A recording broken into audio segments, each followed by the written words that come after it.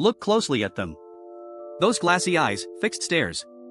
They sit silently on shelves, innocent companions in a child's room. But what if I told you the true origin of these beloved figures is far darker, far more disturbing, than any nightmare you could imagine? For centuries, we've invited dolls into our homes, our lives, accepting them as harmless playthings. Yet, their story isn't one of joy and innocence. It's a tale steeped in ancient rituals, mortality, and beliefs that blur the line between the living and the dead. Tonight, on Dark Secrets, we pull back the curtain on the unsettling truth behind the origins of dolls. Our journey begins not in toy factories, but in the dust of ancient civilizations. The earliest known dolls date back tens of thousands of years.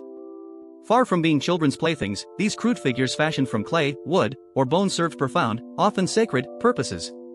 In ancient Egypt, small wooden figures, sometimes called paddle dolls or concubine figures, were placed in tombs. Their purpose wasn't amusement, but to serve the deceased in the afterlife, much like miniature servants or companions. They were imbued with a spiritual significance, believed to come alive in the realm beyond. The concept wasn't unique to Egypt. In ancient Greece and Rome, similar effigies existed. Terracotta figures, often jointed, have been unearthed from children's graves, suggesting some might have been toys, but many were also offerings to deities or representations of the deceased themselves. Consider the fertility idols found across prehistoric cultures, Venus figurines.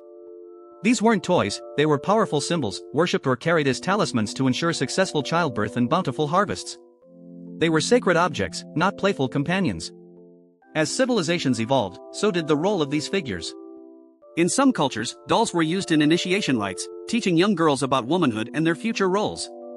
They acted as visual aids, miniature representations of life's complex stages. Even in early puppetry, the lines between an animated figure for entertainment and a vessel for ritualistic storytelling were incredibly blurred. Many early puppets were used in religious festivals, their movements believed to be guided by divine forces, not just human hands. But the unsettling connection doesn't stop there. Throughout history, these human-like figures have been intrinsically linked to the cycle of life and death.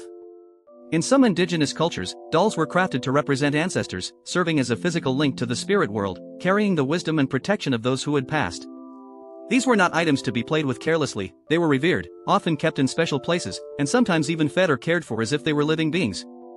This tradition highlights a fundamental human desire, to capture and preserve a semblance of life, even in an inanimate object. Perhaps one of the most disturbing, yet historically significant, applications of doll-like figures was in the realm of medicine and education. For centuries, before advanced anatomical models, midwives and physicians used remarkably realistic, often life-sized, articulated dolls to demonstrate childbirth or explain human anatomy. Imagine these figures, crafted with painstaking detail, their bodies opening to reveal internal organs, used to teach students about the fragile mechanics of life. These weren't cuddly playthings, they were stark, functional tools, confronting practitioners with the very visceral realities of the human form, often in a way that would be deeply unsettling by today's standards. And then, there's the persistent whisper of the voodoo doll. While often sensationalized and misunderstood in popular culture, the concept of sympathetic magic, using an effigy to influence a person or event, has roots in various folk traditions worldwide. These weren't dolls in the modern sense, but rather symbolic representations used in rituals, often with intentions ranging from healing to protection, and yes, sometimes even malediction. The very idea that a miniature human form could be imbued with such power speaks to our ancient, primal fear and fascination with control over life itself. The doll, in this context, becomes a vessel, a conduit for unseen forces. So, the next time you see a doll, perhaps on a child's bed or a dusty antique shelf, remember its true lineage. Remember that its origins are not simply in the innocent dreams of childhood, but in the profound, often dark, mysteries of human existence. From serving the dead in ancient tombs to acting as sacred fertility symbols, from teaching anatomy to embodying ancestral spirits, dolls have always been more than just toys. They are reflections of our deepest beliefs, our oldest fears, and our enduring fascination with life, death, and the uncanny power of the human form. They are silent witnesses to the entire spectrum of human experience, a reminder that sometimes, the most innocent facade hides the most disturbing truths.